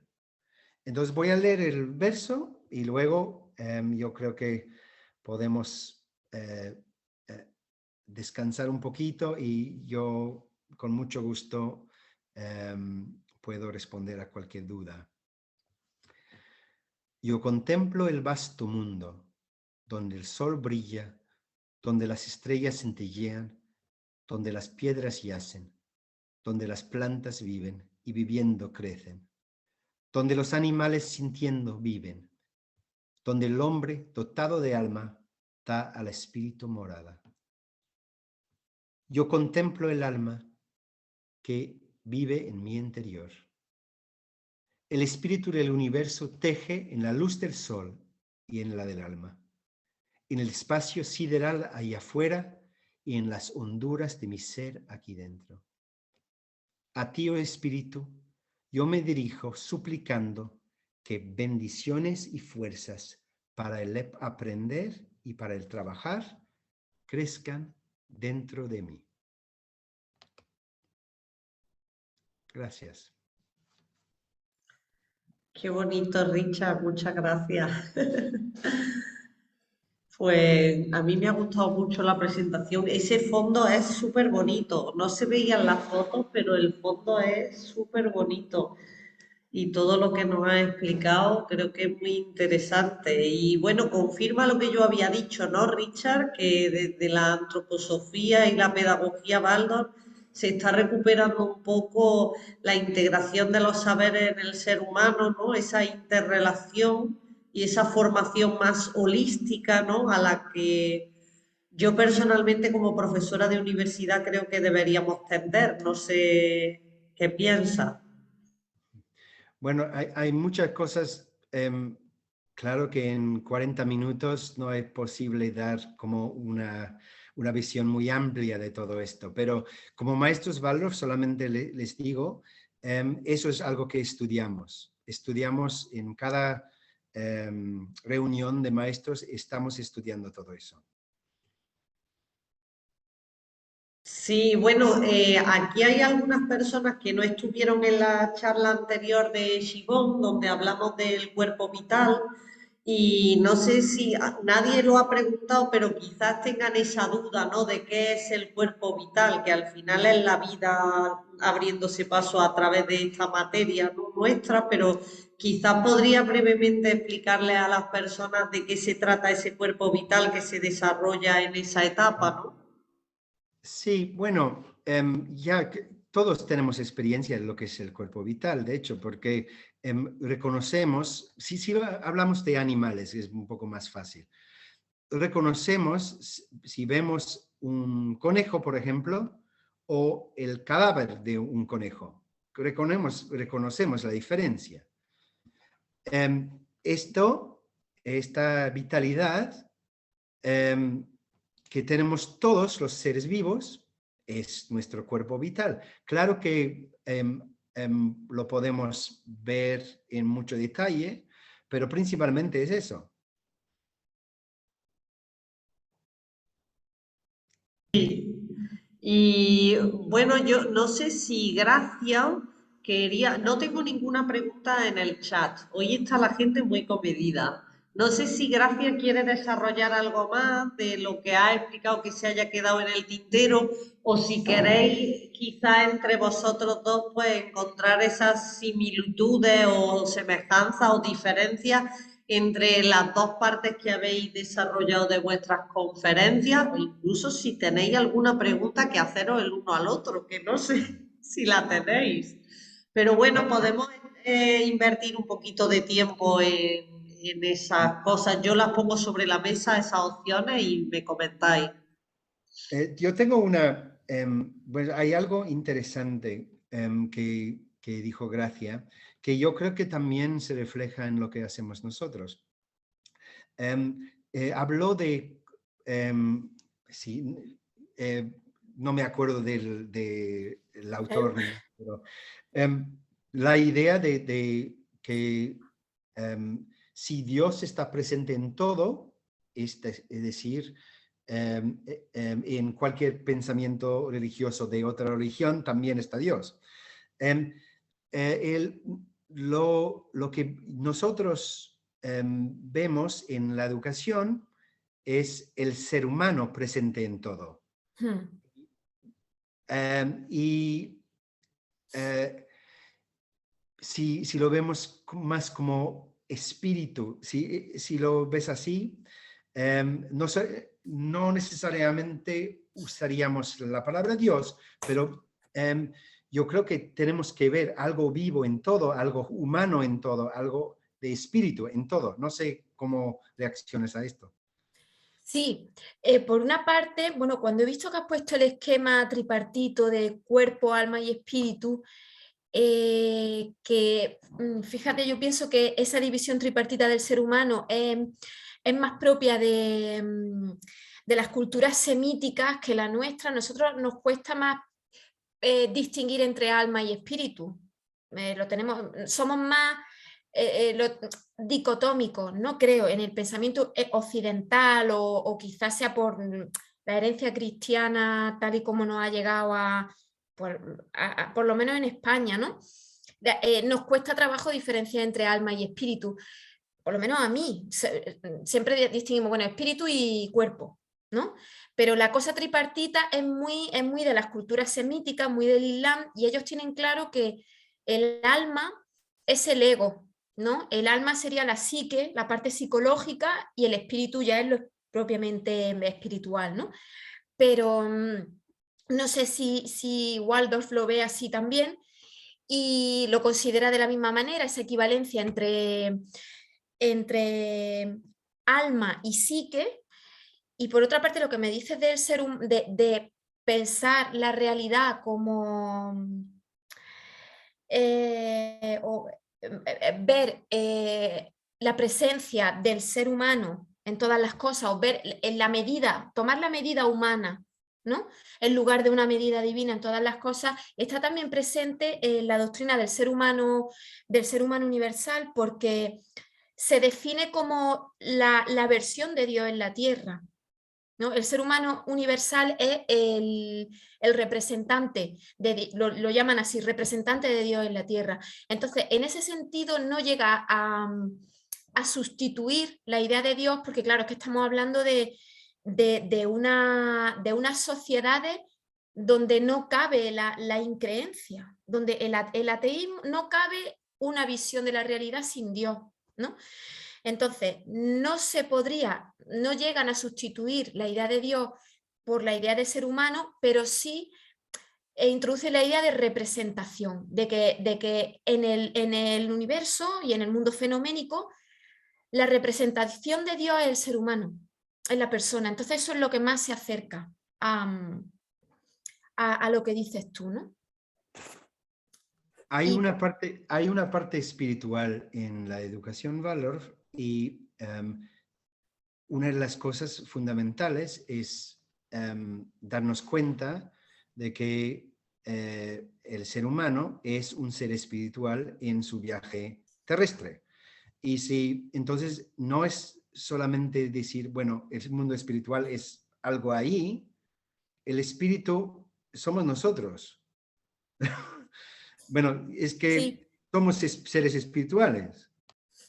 Bueno, de hecho, según la doctrina mística musulmana, nuestro espíritu es un trozo del espíritu de Dios. O sea, es una prolongación del propio espíritu de Dios. Entonces, somos ya eso, ¿no? O sea, que no hay una separación o el espíritu de Dios, una cosa y nuestro espíritu es otro. No, nuestro espíritu es una parte del espíritu de Dios, ¿no? Está depositado ahí y vuelve a Dios cuando morimos, es lo que dice, ¿no? Como un viaje de ida y vuelta. Pero desde luego siempre hay una continuidad entre lo espiritual y lo físico, no hay una ruptura, ni siquiera entre Dios y los seres humanos, ¿no? Esto que hablaste de la verdad con muchas caras, quiero también hablar un poco más de esto, porque en la educación Waldorf contamos muchos cuentos, muchísimos cuentos, hasta demasiados cuentos. Hay un cuento cada día para todos los alumnos y vienen de diferentes culturas, puede ser de los vikingos, puede ser de los romanos, de los griegos, de los persas, todo esto. Entonces vemos muchas veces lo mismo, la creación, bueno, el diluvio en Gilgamesh, por ejemplo, y en Génesis, ¿no? Como se parecen mucho. Y también hay otras leyendas de diluvios. Los niños están entonces viendo la misma verdad a través de diferentes perspectivas. Igual como la ética, que ven la ética a través de diferentes leyendas, puede ser fábulas, puede ser mitos griegos, pero pueden llegar a un concepto moral por diferentes caminos. Sí, yo creo que en todas las, incluida en la cultura islámica, hay una serie de relatos comunes. Y bueno, en el Islam la fuente más evidente de influencia son las tradiciones cristianas y judías, ¿no? Porque directamente el Corán es que es una revisitación de la historia de los profetas judíos y cristianos, y la historia del diluvio está también en el Islam, está Noé, llamado Noé, está el arca. Entonces, además de esas historias, hay otras también fuera de las tradiciones monoteístas que también están ahí. O sea, es que el Islam, la gente ve un corte entre la tradición, las culturas clásicas, romana y griega, y el Islam, pero el Islam es el continuador natural de toda la cultura latina y griega clásica. Es que el Mediterráneo. Lo que pasa es que abren el Mediterráneo hacia Oriente, ¿no? El Imperio Romano tenía la parte de Oriente Medio cerrada, digamos, pero ellos con la conquista de Persia de pronto abren la puerta a todo lo que venía de China, la India y Mesopotamia. Entonces nos encontramos una verdadera continuidad de tradiciones mediterráneas, grecolatinas y orientales. O sea que no es tan rupturista como creo que se suele ver, ¿no? Que se distingue mucho. De hecho, el Islam no se ve a sí mismo, no se define a sí mismo como una religión nueva que viene a continuación de la judía y la cristiana, sino como una relectura de lo mismo que se reveló a los profetas judíos y cristianos. No es ni siquiera una continuación, es lo mismo revisado. Eso es muy curioso, es que... Como un remake. Sí, sí. Se supone que la idea, el planteamiento del Islam es que se ha malinterpretado el mensaje dado a los profetas judíos y a Jesús, ¿no? Con el tiempo se ha ido, digamos, desvirtuando, y el Islam limpia, ¿no? Y vuelve a lo que cree que es el mensaje original que se dio a esos profetas. Entonces todo es mucho más continuista de lo que lo vemos, o lo ve la sociedad contemporánea occidental, ¿no? Me gustaría, gracias, si pudieras hablar un poco más de esta idea de servicio, porque yo solamente lo propongo porque muchas veces hoy día la gente se asusta con la idea de servir a otro, pero es nuestra realidad. De hecho, en cada interacción personal estamos al servicio del otro. Pero yo creo que tenían una visión un poco diferente en esos tiempos, ¿no? Sí, creo que hay dos cosas, ¿no? La cita que yo he leído es de Ibn Barrayán, que esa cita, esa idea está compartida por todos los místicos, pero claro, la idea de servicio y de servidumbre y de humildad, de desapego también, y de bondad y servicio a los demás, no solo a Dios, es muy de la mística musulmana, ¿no? En la teología, en cambio, esa idea de servicio tiene más relación con la idea de la relación con Dios, que tú eres el esclavo, Dios es tu amo y tú eres su siervo. Entonces, sí tiene un sentido, no como yo creo que quizá tú tienes más presente la idea cristiana de servicio, ¿no? De ayudar a los demás, ¿no?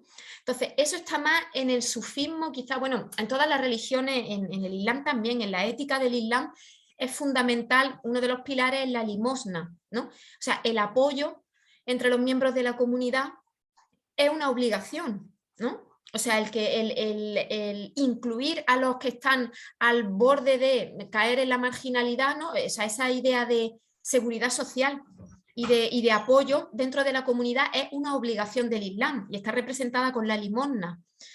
Pero quizá esa cosa más de asumir continuamente y a diario tu condición de siervo, ¿cómo diría? de algo que no, quitarte la vanidad, ¿no? O eliminar esa idea de creerte más importante que otra persona o más. Es muy del entrenamiento sufí, muy del ejercicio de la ascesis mística del Islam, ¿no? Seguramente esa sea la diferencia, ¿no? Pero desde luego, tanto en uno como en otro está esa idea de siervo, de servidumbre. Lo que pasa es que en el sufismo... Perdón, Sí, en la escuela lo que estamos tratando de hacer es desarrollar tareas para los niños para no solamente cuidarse a sí mismo, pero para cuidar a todos. Es decir, yo no pongo mi plato, pongo los platos de todos. Yo no preparo mi comida, preparo la comida de todos. Y así me pongo al servicio del otro y el otro se pone a mi servicio. Y yo creo que esto es algo que nos importa hacer para mejorar nuestra sociedad. desde luego. En el Islam clásico está más planteado la idea de que tú sirvas a la comunidad o al Estado, ¿no? Si estamos hablando de obras de política, está presente, pero de una manera muy jerarquizada, ¿no? Como que la sociedad está dividida por oficio, ¿no? ¿Cuál es tu cometido en una sociedad?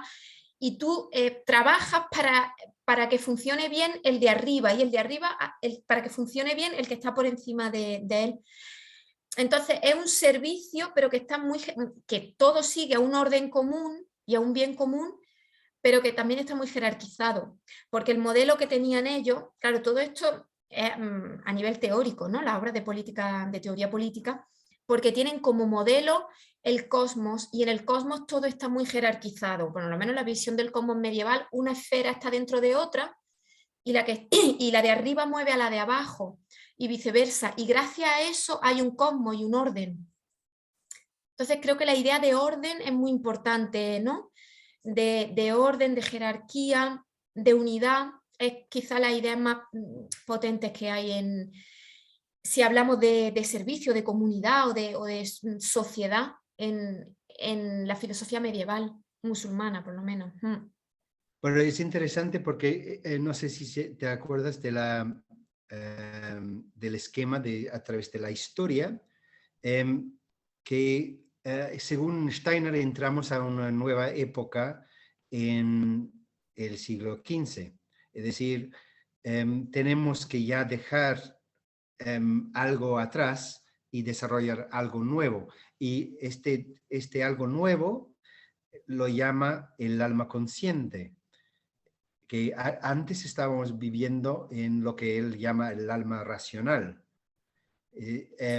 Pero no es solamente vivir en las leyes, en las estructuras y todo esto, tenemos que ya trabajar a partir de la conciencia. Y yo creo que esto es un poco la diferencia entre la idea medieval del servicio y la idea moderna que tenemos que tener del servicio. Y entonces, según esa teoría, es a partir del siglo XV cuando cambia el paradigma, ¿no? Así es, De...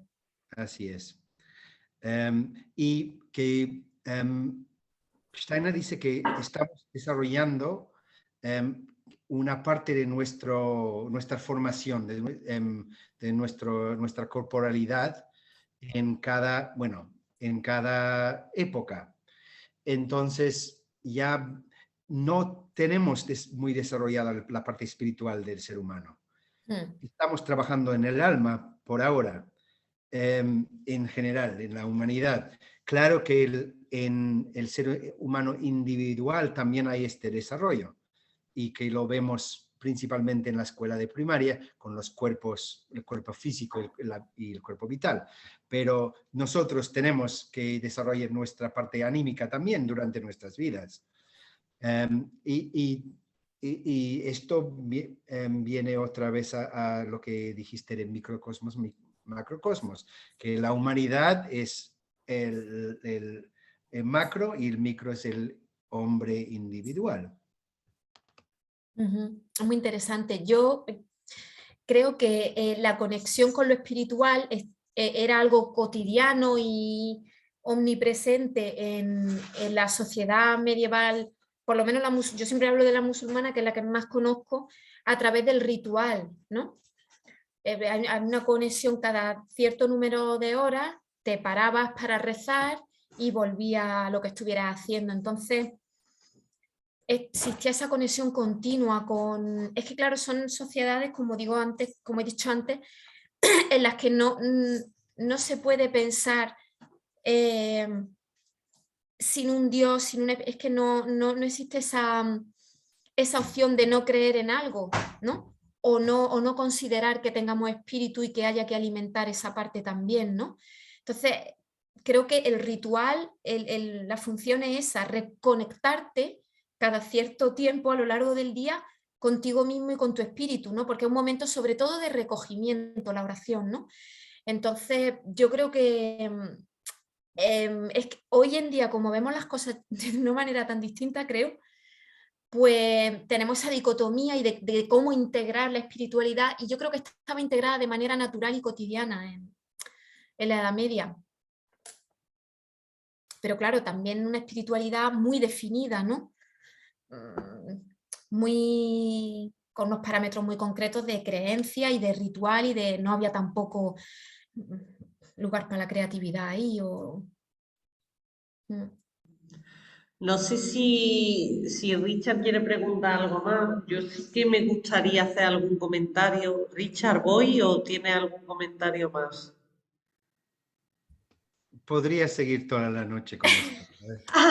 Como ha dicho Shibón, que es un tema muy interesante con mucho que explorar. A raíz de lo que habéis comentado del servicio, pues a mí también me ha venido a la mente el tema de ponerse al servicio en el cristianismo también, ¿no? Parece que es un lugar común de las religiones el estar al servicio, ¿no? Y cómo pues la figura de Jesucristo estaba al servicio totalmente del resto. Entonces me ha recordado algún comentario que ya he recibido de vídeos anteriores, en concreto de nuestro vídeo del cuerpo vital, que mira qué suerte que está Shibun aquí también, por si ella quiere comentar algo también. Entonces me habla una persona de unas raíces profundamente cristianas y me comenta un poco que parece que las ideas que comentamos de antroposofía en nuestro vídeo anterior, que parece que son incompatibles con el cristianismo, primero por el tema de la reencarnación y segundo por esa fuerza cósmica que se menciona, ¿no? Que es la que nos va moldeando. Y me pregunta, bueno, que si es inteligente, si tiene unos objetivos, si es una fuerza personal, quién es Dios, es el diablo, qué es la antroposofía, es nueva era. Entonces, bueno, me gustaría, yo sé que esto da para una charla completa, pero si podéis intentar explicarnos un poco, ¿no? Porque yo sé que dentro de la antroposofía se estudia esa figura crística. Entonces, bueno, pues parece que es muy fácil caer ya en el nuevaerismo y me gustaría, pues, si pudiera haber alguna aclaración sobre este comentario que me parece muy interesante, así que lo dejo ahí caer un poco.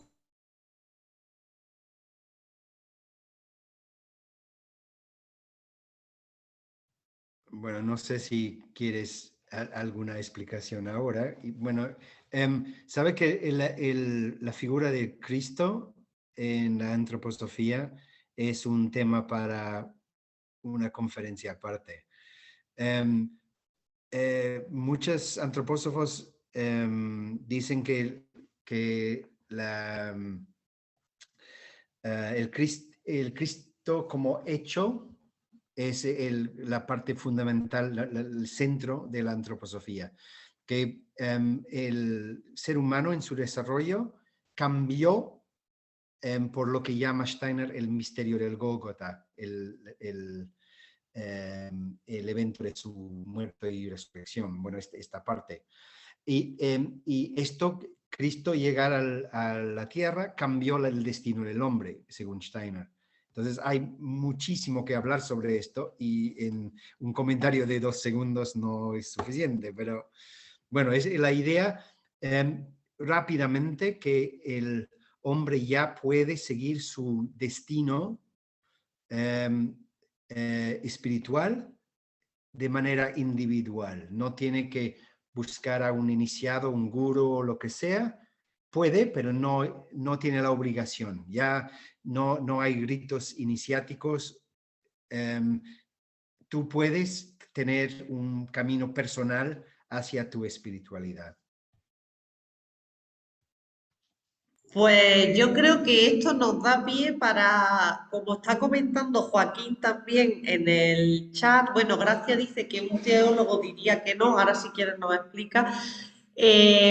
Joaquín comenta que esto da pie para abrir el marco teórico a otras pedagogías y yo creo que incluso a invitar a alguien que sea experto en religiones, no solo en el Islam, sino también en el cristianismo y que hubiera ese debate, que esto está genial porque nos da ideas para el futuro, ¿verdad? No sé si Gracia quiere comentar algo al respecto de los comentarios que se han hecho en el chat o lo que sea, que los que nos van a ver grabados, pues no van a leer los comentarios del chat. Entonces, quizás si quieres comentar algo y ya de ahí podemos ir cerrando. Sí, es verdad, llevas razón. Estaba respondiendo un poco sobre la marcha a lo que comentaba Joaquín sobre la pérdida de ritual, de los rituales en la actualidad, y lo que comentaba Carla sobre si había un proceso de individuación, que es un concepto de Jung, según me comenta ella, ¿no? Que claro, como se me han ido... Sí, exacto, Maya, de religiones o dogmas, dice Carla, como proceso evolutivo, esa especie de descubrimiento de tu propia manera de creer o tu propia creencia. Y efectivamente, para Ibn Arabi, cualquier proyección que uno haga de su idea de Dios, de divinidad, es válida. Eso no es una idea tampoco normal en el Islam medieval, vamos, ni yo creo que ninguna religión, es muy transgresor decir eso, y de hecho hoy en día todavía Ibn Arabi, en algunos países árabes está prohibido y algunos lo consideran que bueno, que es que dice cosas que no era musulmán, que no sé qué, que no sé cuánto, pero en el ámbito del sufismo este tipo de ideas son comunes, quiero decir, esa especie de flexibilidad o de flexibilidad con respecto a la creencia y con respecto al uso de la imaginación, que como sabéis el Islam normalmente se dice que es una religión anicónica porque no está permitido representar a Dios con una imagen, o a Mahoma o a cualquier profeta, pero si leemos obras sufíes que tratan de este tema, vemos que tienen un concepto totalmente distinto y que lo que te dicen es que tú cuando rezas, tú no tienes más remedio que proyectar una imagen mental que tú te fabricas en ese momento y que eso es perfectamente válido. Eso también es muy transgresor, por eso digo, un teólogo te diría que no, pero un místico sí, un sufí sí. Eso también es muy interesante. El uso de la imaginación, que antes hablaba Richard Mason de la imaginación en el proceso educativo, y la imaginación es importantísima y fundamental en los pensadores sufíes clásicos y el crear una imagen para un concepto abstracto, ¿no? Por otro lado, había otra cosilla, Isa, que tú acababas de decir, y no sé qué era. Yo sé que tú al final habías comentado algo sobre el New Age y todas esas cosas, ¿no? Sí, Yo bueno, verdad que ahí... como en la escuela Waldorf se trata el tema de la espiritualidad, no se deja de lado, como parece que se está dejando más de lado en una escuela pública, ¿no?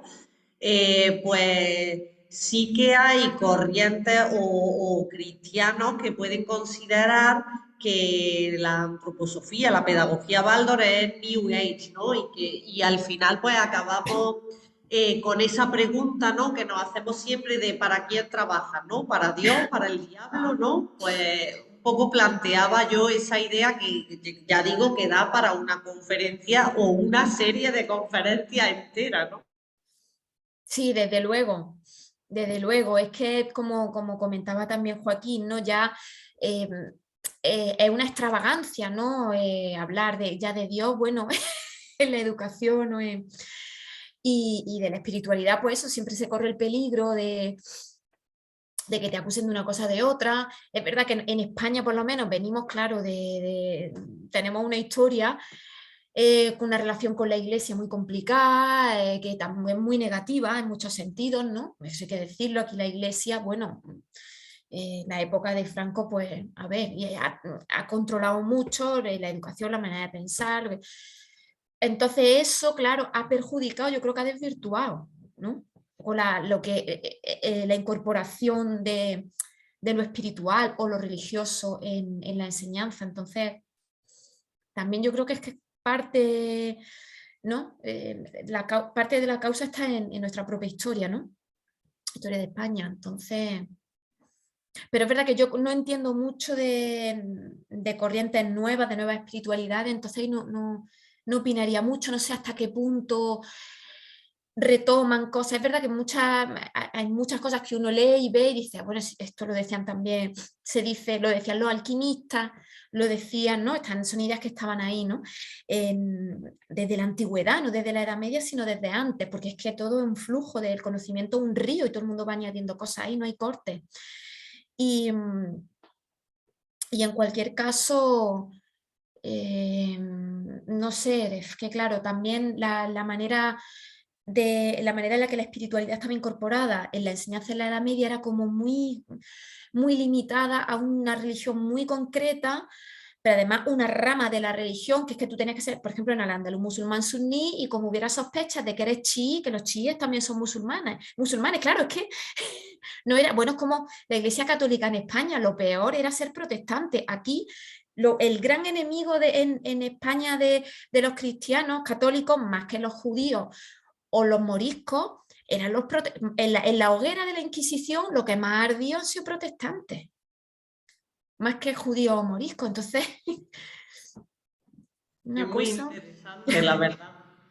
Pues no sé si queréis decir algunas palabras ya para despedir, y porque son las 8:28, bueno, habíamos dicho un par de horas, y no sé si Richard quiere decir algo para despedir y gracias, y luego ya pues cortaré yo la conexión.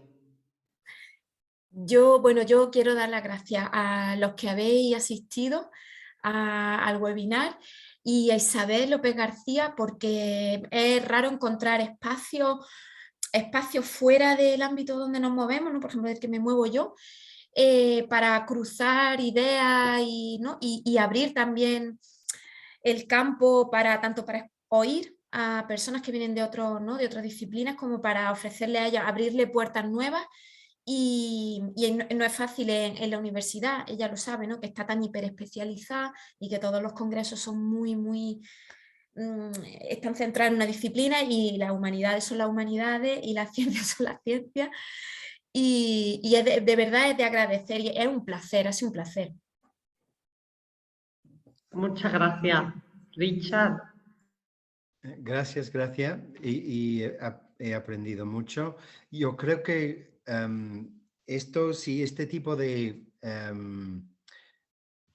ámbito es muy valoroso para poder abrir un poco de debate sobre diferentes temas y entre diferentes tipos de personas.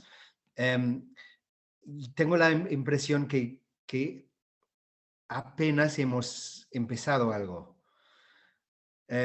Y cuando yo estaba preparando lo que iba a decir, me di cuenta de que en cada diapositiva podía dar una conferencia entera. Entonces, yo creo que muchas gracias por escuchar, pero también gracias por darnos la oportunidad a todos para poder profundizar más, para aprender más, pensar un poco sobre unos temas muy importantes. Gracias. Y gracias, Isa, por organizar todo. Bueno, pues muchísimas gracias a vosotros dos también. Hay más comentarios en el chat. Tenemos algún comentario de Joaquín que se nos une a esta futura las conferencias. Bueno, Joaquín es un amigo que tenemos en común, Gracia y yo, que es arquitecto y que también está relacionado con esta diversificación de los saberes. Tenemos agradecimientos de todas las personas que se han conectado. Y bueno, yo quiero dar las gracias también a la Universidad de Córdoba por haber financiado toda esta serie de webinars. Y bueno, pues espero que podamos seguir haciendo. Lo que más ilusión me haría sería que la hiciésemos en directo y que nos viésemos en persona y por supuesto también la grabaríamos porque el espacio virtual no queremos perderlo tampoco, ¿no? Porque lo que queda grabado pues siempre luego lo puede ver la gente con posterioridad. Así que pues sin más os doy las gracias a todas las personas que habéis participado, a Richard, a Gracia y espero que nos veamos próximamente. Así que un besito muy grande y muchas gracias.